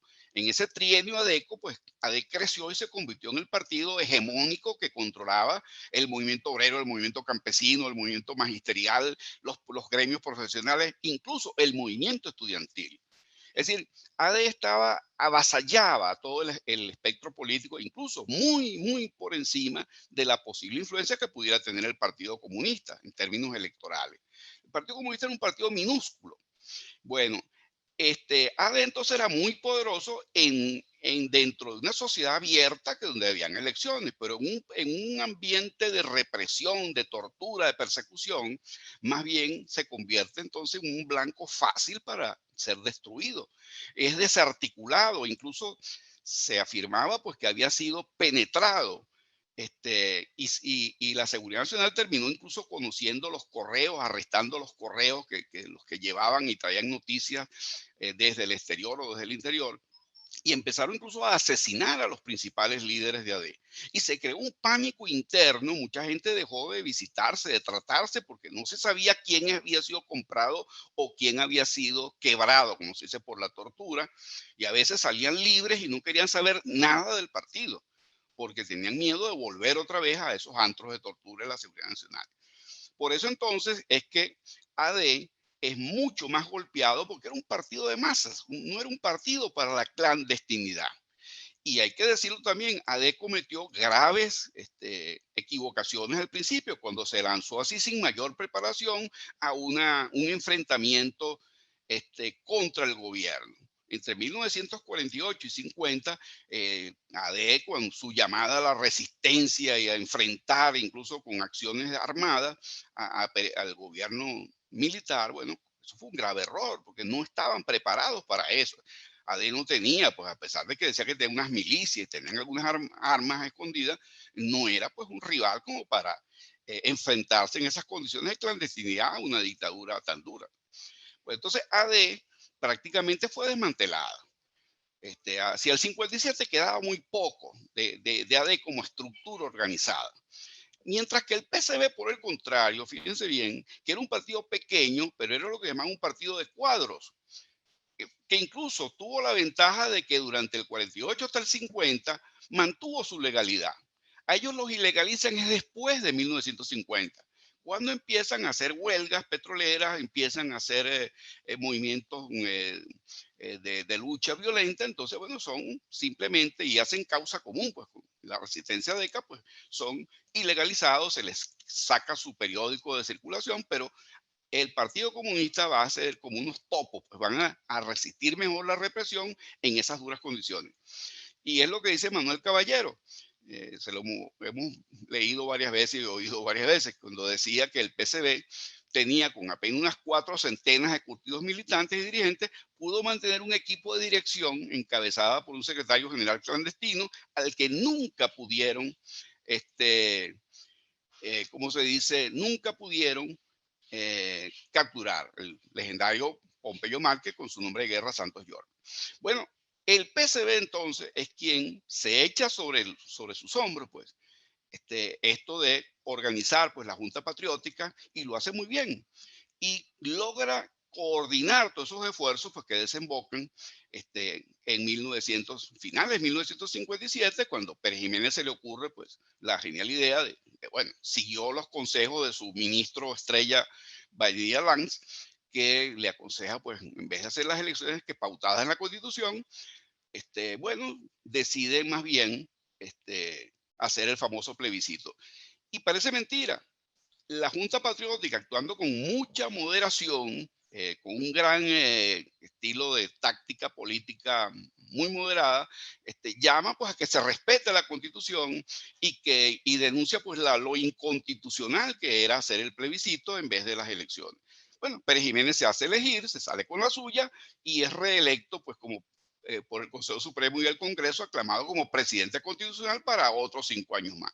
Pero obviamente eso fue la gota que derramó el vaso, como decimos acá. Eso agudiza la crisis, lleva entonces a la crisis militar de Hugo Trejo con su batallón acá de motoblindado de Caracas, se subleva el 1 de enero para hacer causa común con la aviación militar que bombardea a Miraflores ese día. Bueno, en medio de todas estas dificultades, entonces la Junta Patriótica y los partidos empiezan a moverse, la oposición en el exilio ve que ya hay una luz al final del túnel, se reúnen incluso en la dirigencia pues, en Nueva York, en Betancourt, Caldera y Villalba, y deciden pues, que hay que regresar a Venezuela lo antes posible, ¿no? Y por supuesto, pasa pues la crisis, es derrocada la dictadura, los civiles entonces entran al gobierno. Y aquí quería culminar, aunque tengo otras cosas que decir, pero perdón, me tomo un poquito de agua. Que hay un testigo que a mí me gustaría compartir mucho esto, es lo siguiente. Cuando uno se pregunta qué papel jugaban los civiles allí, como por ejemplo el caso del doctor Sanabria. ¿Por qué es Sanabria precisamente el que llaman allí a los no hay que olvidar que el doctor Sanabria era profesor de castellano en la escuela militar. Y estos oficiales, en su mayoría, habían sido sus alumnos en esos cursos de la escuela militar.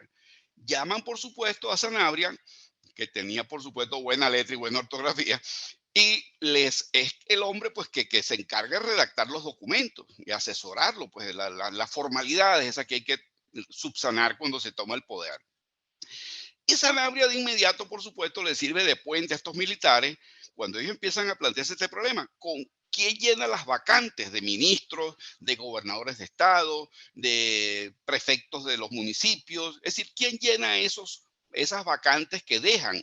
Porque los perejimenistas huyen o se esconden porque empieza la furia popular a buscarlos, incluso algunos para lincharlos, ¿no? Y entonces Sanabria menciona pues algunos personajes. Yo tuve la gran suerte de conocer a uno de esos civiles que en ese momento estaban allí presentes, el doctor Vigilio Tosta. El doctor Vigilio Tosta también era profesor de castellano en la escuela militar junto con Sanabria. Y cuando le dicen, mira, ¿quién podemos nombrar de gobernador de Barinas? Le dice, bueno, el doctor Tosta es de Barinas. Y le dicen al doctor Tosta, lo llaman a Miraflores, y eso me lo contó él personalmente.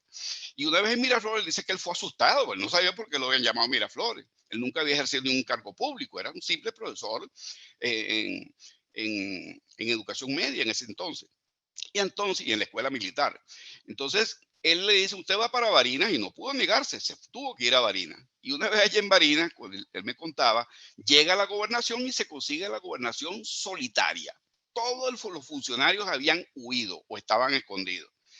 Y él nos contaba que entonces había un solo modesto empleado allí, que era uno de los porteros, y le abre. No, doctor Tosta, pase por aquí, le muestra el Palacio de Gobierno y le muestra la oficina, lo que iba a ser su despacho.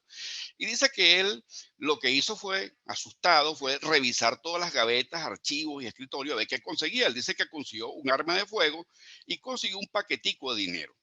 Entonces, ese dinero, él dice que él le dio miedo. Pues. Entonces, él dice que contó el dinero en presencia de varios testigos que llamó y levantó un acta. Fíjese el tipo de gente que era don Virgilio Tosta. Un hombre honesto, un hombre impoluto, pues. Imagínense esa preocupación de él, de que fuesen a pensar que él se había tomado algo que consiguió en la gaveta. Y eso se repitió en muchas gobernaciones, porque el sitio quedó desolado. Y eso pasó en muchos ministerios. Incluso fueron muy pocos los ministros que entregaron sus despachos. Una de las pocas excepciones fue el Carlos Larrazábal, que había sido en el último cambio ministerial nombrado ministro de Fomento, o Jacopini Zárraga, que había sido nombrado ministro de Hacienda.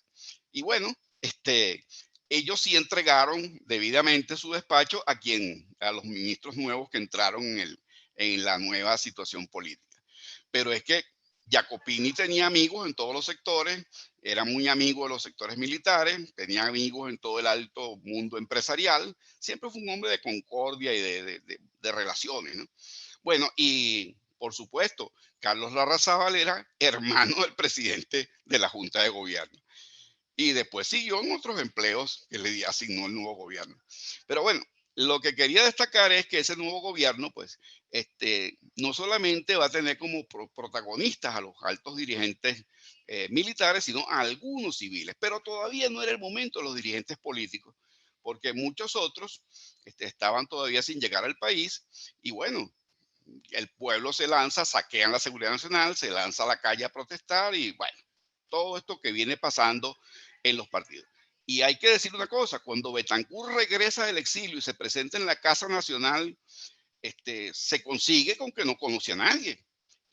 Al que se consigue allí es un joven profesor llamado Simón Sáez Mérida, que es el último secretario general encargado, que lo recibe allí y le dice, bueno, compañero Betancur, aquí está la Casa Nacional de AD, aquí está el cargo en sus manos. Y bueno, el Betancur dice que se quedó sorprendido por ver a la juventud de aquel muchacho. Por cierto, Sáez Mérida era profesor de historia egresado del Pedagógico de Caracas, y quien nos dio algunos de estos tips sobre ese momento fue precisamente un profesor que vivió también esa época, que fue Pedro Felipe Ledesma, nuestro profesor de historia de Venezuela contemporánea en el Pedagógico. Él nos contaba mucho sobre eso, lo que fue la vida en la resistencia y una historia no escrita, porque hay mucho de estos procesos que nadie los ha abordado, salvo algunos de sus protagonistas, por supuesto, como Catalá o como el autor pues, se llamaba SN y esa cosa. Bueno, podemos seguir hablando mucho más, pero realmente no tenemos tiempo, pues, porque se nos acabó. Bueno, oímos ahora si hay alguna pregunta cuando se le hagan las preguntas a los panelistas. Muchas gracias, profesor Franceschi. Excelente su exposición. Por ahí están las preguntas y respuestas por el chat y por la sección de preguntas y respuestas. No sé, creo que había una pregunta por ahí para el amigo Abeledo. Hay una pregunta de Mirela Quero también para el profesor Franceschi. Bueno.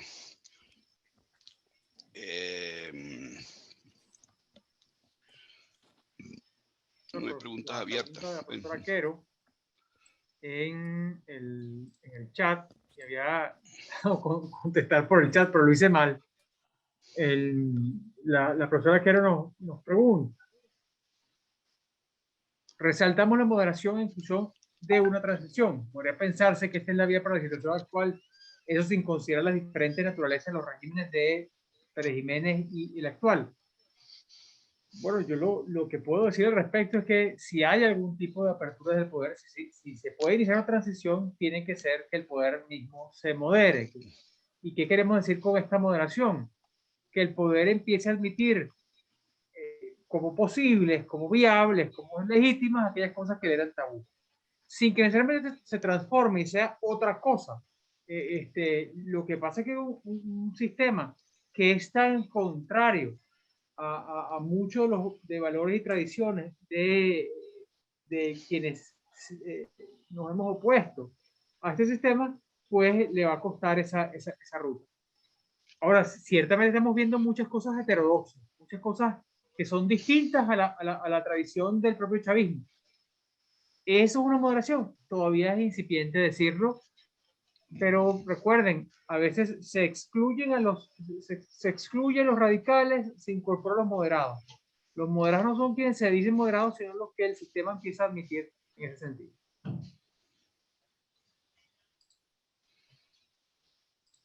Profesor Franceschi tiene una pregunta en el chat. Ese emplazamiento de las Fuerzas Armadas a Pérez Jiménez recuerda el anuncio de hemos pedido la renuncia al presidente Chávez, la cual aceptó. Bueno, cada vez que hay una crisis de esa es algo parecido, ¿no? Si no es igual, se parece bastante, ¿no? Pero obviamente que de eso no se levantó un acta, simplemente quedan los testimonios de algunas personas que estuvieron allí. Bueno, ahí está un anecdotario pues sobre eso, sobre que Pérez Jiménez estaba en esa noche del 22 al 23, estaba aparentando mucha calma y jugando una partida de dominó con su alto mando militar, compartiendo lo que parecía una noche igual que las anteriores. Y llegó un momento en que Llovera Páez, que tenía, parece, un olfato más cercano a la realidad, le dijo: mira, Marcos, mejor nos vamos porque el pescuezo no retoña, ¿no? Esa famosa frase, pues, que se le atribuye a Llovera Páez, ¿no? De eso, por supuesto, no hay ningún documento firmado, sellado y rubricado, ¿no? Obviamente, pues, muestra mucho lo que fue esa situación, pues. Había una situación de tirantez, seguramente Pérez Jiménez sabía, pues, que ya estaba alertado, pues, porque acuérdense que cuando Pérez Jiménez comete el grave error, pues, de hacer el plebiscito, de autoproclamarse presidente por 5 años más, se produce el golpe militar o la intentona fracasada del 1 de enero y le caen las bombas a Miraflores, que afortunadamente no estallaron. Solamente hubo un herido por una ventana que se cayó y a un mirón le cortó un vidrio de la ventana.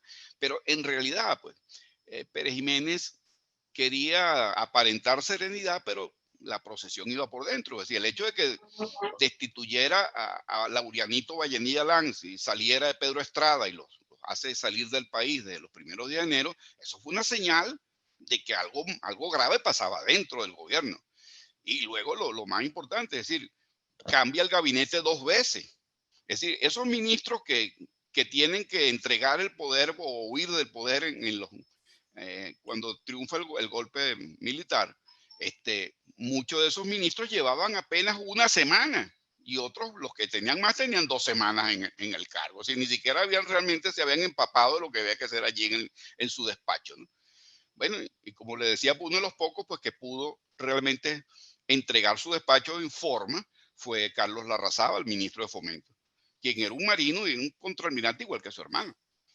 Entonces, obviamente ese alto mando militar presionó a Pérez Jiménez y Pérez Jiménez tuvo que acceder a irse del país, porque él se vio porque el piso se le movía, pues, como todo jefe militar sabía pues, que si sus más íntimos camaradas de armas pues estaban conspirando contra él y no era una suposición, pues había recibido pues una intentona seria, pues decía, el fracaso del comandante Hugo Trejo pues con la movilización de los tanques pues el 1 de enero, bueno, eso todavía no se ha explicado muy bien por qué en vez de atacar a Miraflores, porque se toma el rumbo a la carretera panamericana y lo paralizan en la carretera panamericana allí, pues, atravesándole unos tractores desde el estado Miranda. Entonces, bueno, realmente Pérez Jiménez no renunció por voluntad propia.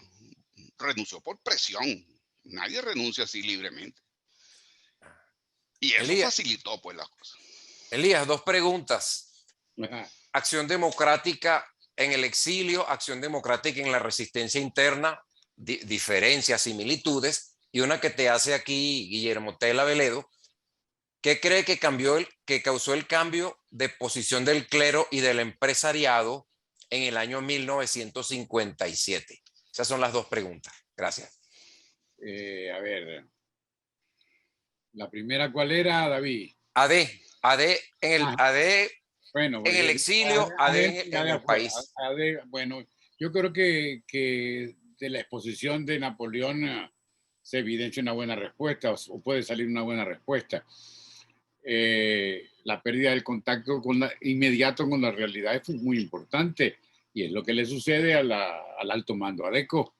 La mayoría está en el exilio, y por consiguiente ese vacío lo van a llenar los que se fajan con la resistencia. ¿Quién tiene contacto con el partido propiamente dicho? ¿Quién puede manejarse subrepticiamente en algunos vínculos con la sociedad? Gente como Sáenz Mérida.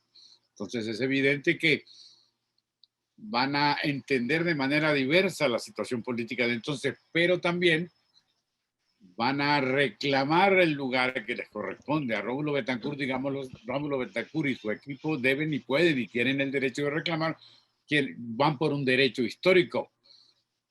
Parten de sus antecedentes, estos parten de su presente, de la lucha que llevan a cabo. Es evidente como el caso de Sáenz Mérida, que también nombró Napoleón, lo resume y lo compendia. Si yo hice lo que hice, ¿por qué no voy a tener un lugar en el gobierno como corresponde? Debe agregarse también la penetración, si se puede utilizar el término, de un conjunto de pensamientos considerados como heterodoxos por la dirigencia ADECA, desde cuando Rómulo Betancourt se convierte a la democracia liberal, por llamarlo así de alguna manera.